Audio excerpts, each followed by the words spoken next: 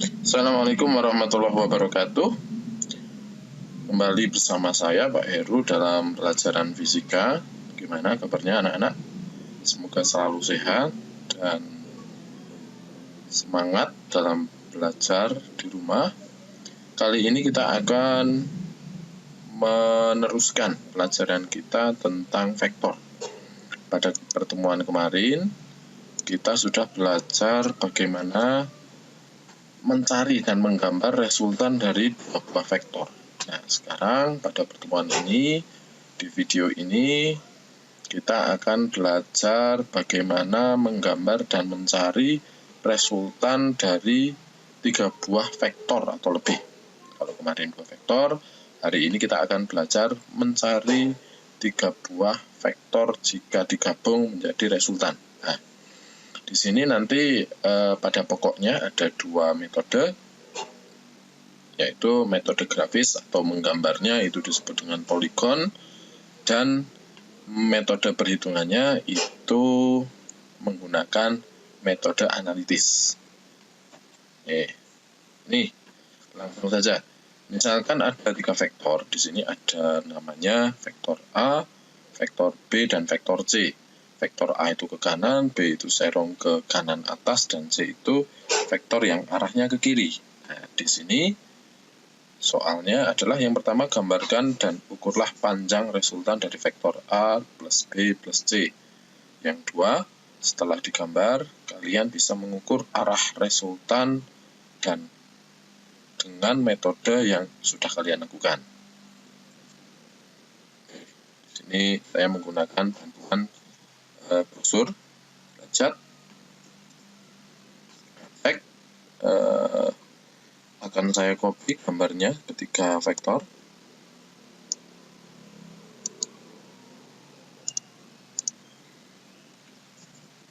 Nah, di sini kita awali dengan vektor A. Vektor A kita gambar paling bawah. Di ujung vektor A kita tempatkan vektor B yang biru. Nah, kira-kira seperti ini. Kalau sudah tepat, kita teruskan. Kalau kalian lakukan langkah ini di manual, berarti kalian ukur benar-benar, terus kalian gambar. Jangan lupa arah panahnya. Dan yang terakhir, ini adalah vektor C. Sudah, saya pindah. Vektor A, vektor B, dan vektor C. Nah, terus untuk itu, yang namanya resultan adalah panjang dari awal, dalam hal ini adalah pangkal vektor A sampai ujung vektor C. Kita mau menggambar, misalkan kita insert, shape, panah dari pangkal vektor A sampai vektor C. Kita beri warna ungu. Nah, ini adalah vektor resultan yang mau kita cari. Misalkan kalian gambar manual, besar resultan itu bisa kalian ukur panjang vektor ini dari awal sampai akhir. Nanti kalian catat. Kita cek di sini dimensinya adalah ke kanannya itu 8,92 dan ke atasnya 8,66. Kita lanjut. Ini kita sudah menggambar dan menghitung atau mengukur resultannya. Lanjut ke soal yang tadi kedua, bagaimana mengukur arahnya. Nah, di sini sudah saya siapkan busur derajat. Nah, ini sudah dapat 44, ini sudah saya hitung sebelumnya. Nah, ini caranya seperti ini. Kalau kalian di realnya atau kalian gambar manualnya, kalian bisa menggunakan busur derajat yang betulan.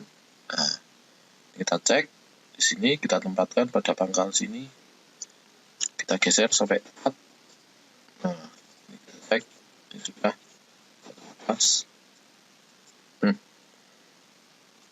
Nih, kita bisa melihat bahwa di sini arahnya itu bisa kita baca langsung 0, 10, 20, 30, 40, ini 1, 2, 3, 4, sekitar 43 sampai 44 derajat. Kita save dulu 43 sampai 44 derajat, ini sudah terlanjur saya tulis 44 derajat.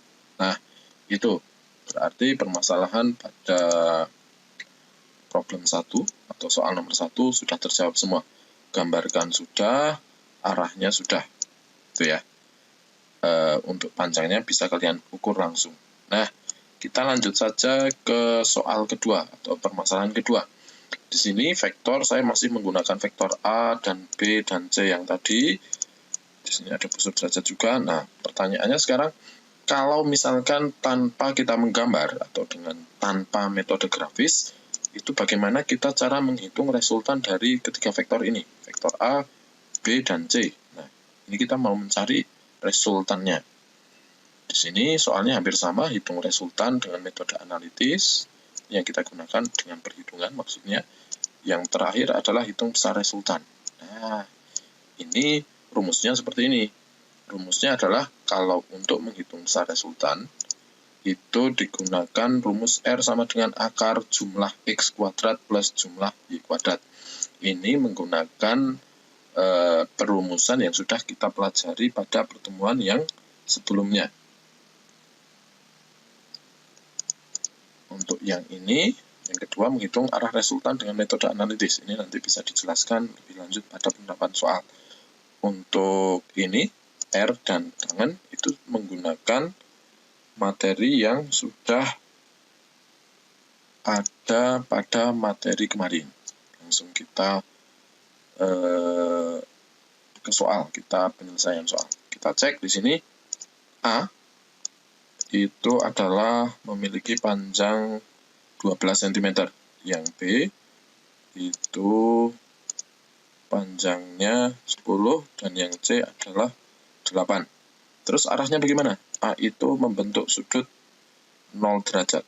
Kalau yang B membentuk sudut 60 dan yang C karena dia ke kiri membentuk sudut 180.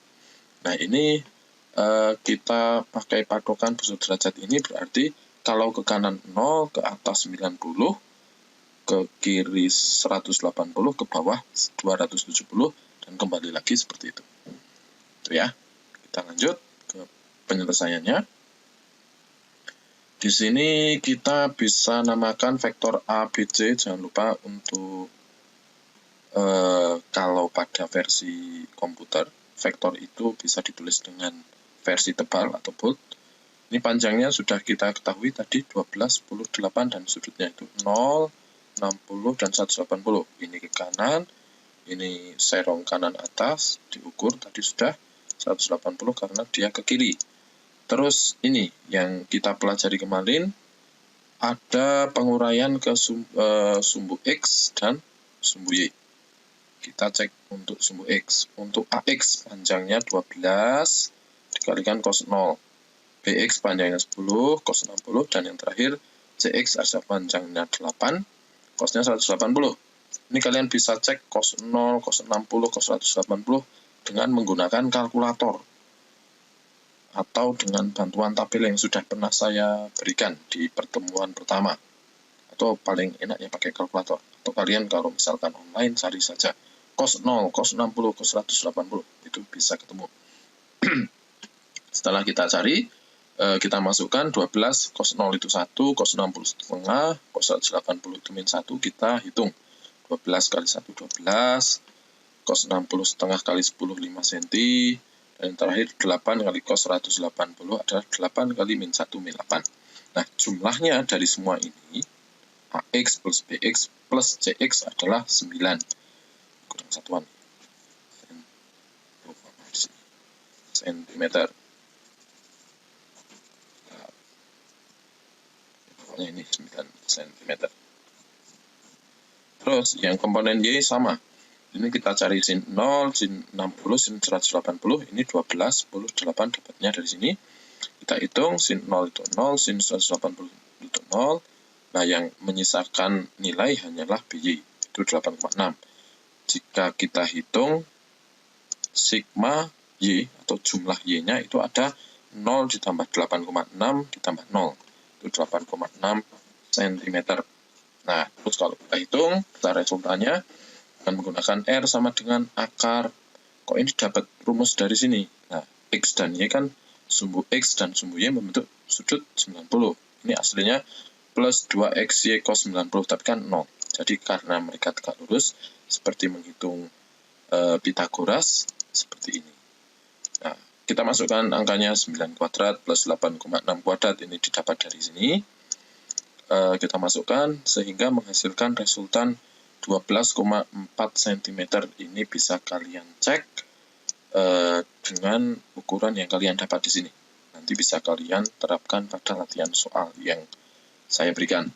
Terus bagaimana untuk menghitung arahnya, arah resultan?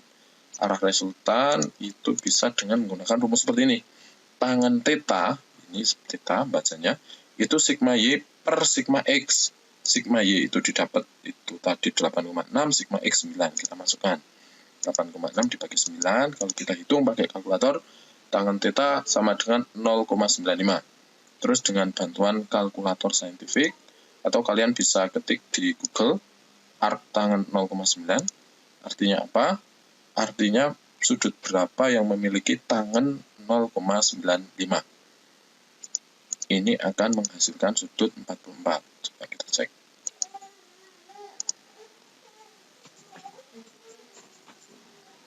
Ini saya sudah download. Kita coba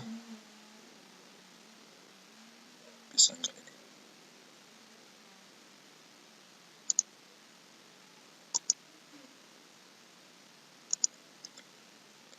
Saya sudah mencari ini ya, di kalkulator.